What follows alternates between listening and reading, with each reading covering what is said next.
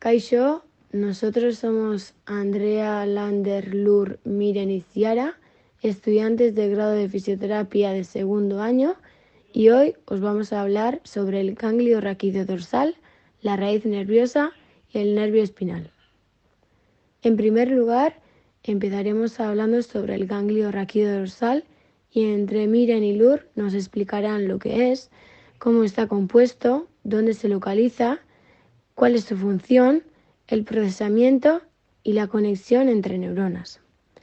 Seguidamente, Lander y Miren nos explicarán lo que es la raíz nerviosa, cómo está compuesto, su localización y la función que desempeña. Y por último, entre Andrea y Ciara explicarán qué es el nervio espinal, cómo está distribuido, qué función sensorial y motora tiene, los tipos de fibras que hay y qué funciones desempeñan. Bueno, yo empezaré hablando sobre el ganglio raquídeo dorsal. Básicamente, el ganglio raquídeo dorsal es una estructura, una pequeña protuberancia que forma parte del sistema nervioso periférico que se encuentra en la parte posterior de la médula espinal, en la parte dorsal, de ahí su nombre. Composición. Los ganglios raquídeos dorsales están compuestos por los cuerpos de las neuronas del sistema nervioso periférico, junto con tejido conectivo y además vasos sanguíneos. Estas neuronas son pseudo-unipolares. Esto significa que tienen una rama que se dirige hacia los receptores sensoriales en el cuerpo y otra que llega hasta la médula espinal. Básicamente significa que conecta los receptores, por ejemplo, los receptores de la piel como mecanorreceptores o termorreceptores, y conecta estos con la médula espinal. Ubicación. Hay un par de ganglios raquídeos dorsales en cada segmento de la médula espinal, uno a cada lado, lo que significa que hay múltiples ganglios raquídeos dorsales a lo largo de toda la longitud de la columna vertebral. Función.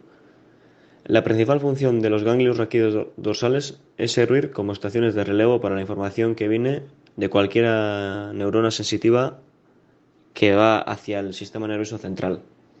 Básicamente conecta toda neurona del sistema nervioso periférico, todo receptor lo conecta con el sistema nervioso central. Básicamente actúa como un puente.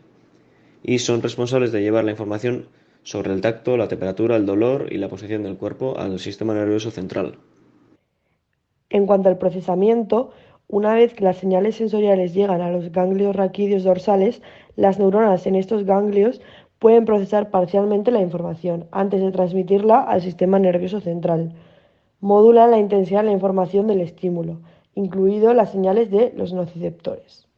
Por último, en cuanto a las conexiones entre neuronas, las neuronas de los ganglios conectan con las neuronas de la médula espinal, incluyendo neuronas motoras, lo que significa que pueden responder a estímulos como sería una respuesta refleja.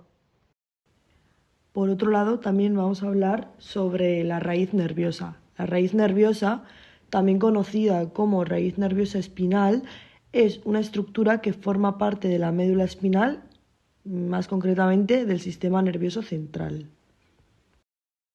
Composición de las raíces nerviosas. Las raíces nerviosas se dividen en dos tipos principales: raíces nerviosas dorsales y raíces nerviosas ventrales. Las raíces nerviosas dorsales están compuestas por fibras nerviosas aferentes, que son fibras sensitivas.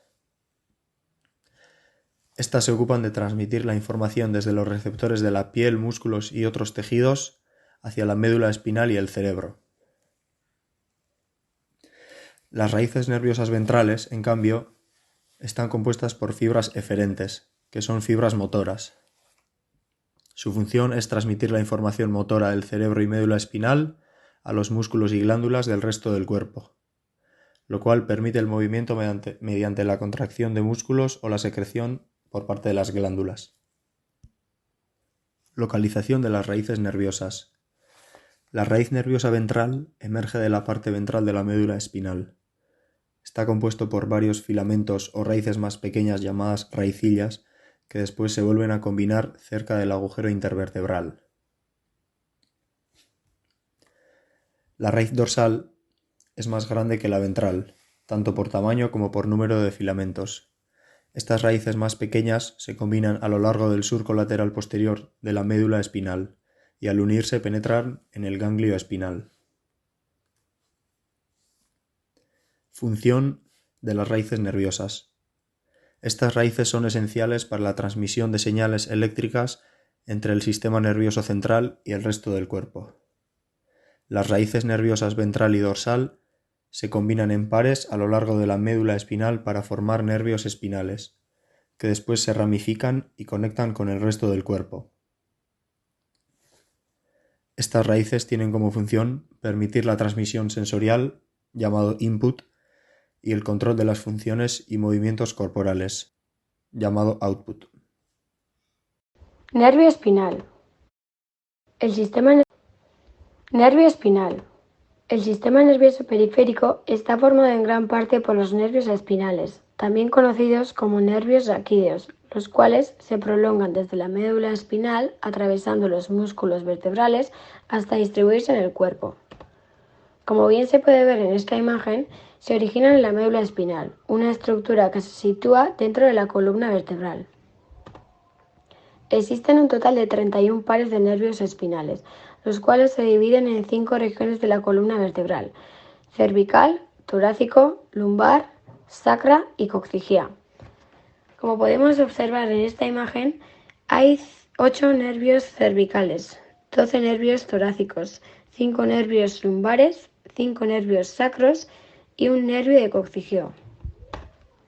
Estos nervios son mixtos, puesto que están compuestos por fibras sensoriales y motoras. Las raíces dorsales contienen neuronas sensoriales y, como bien indica su nombre, se encargan de recoger información sensorial, como puede ser el tacto, la temperatura y el dolor, y los envía a la médula espinal. Por otra parte, las raíces ventrales contienen neuronas motoras, las cuales permiten el control muscular y el movimiento voluntario, enviando señales desde la médula espinal a los músculos. Tenemos diferentes tipos de fibras. Están las fibras eferentes somáticas, que son de tipo motora y transitan a través de la raíz anterior e inervan al músculo esquelético. También tenemos las fibras aferentes somáticas, que son de tipo sensitivo. Transitan a través de la raíz posterior e inervan a la raíz, a las articulaciones y los músculos. Por otro lado, tenemos las fibras eferentes viscerales, que son de tipo motora autónoma, y fibras simpáticas y parasimpáticas, que regulan secreciones glandulares e inervan a los órganos.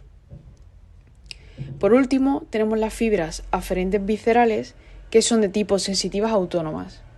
Transitan a través de la raíz posterior e inervan a los órganos.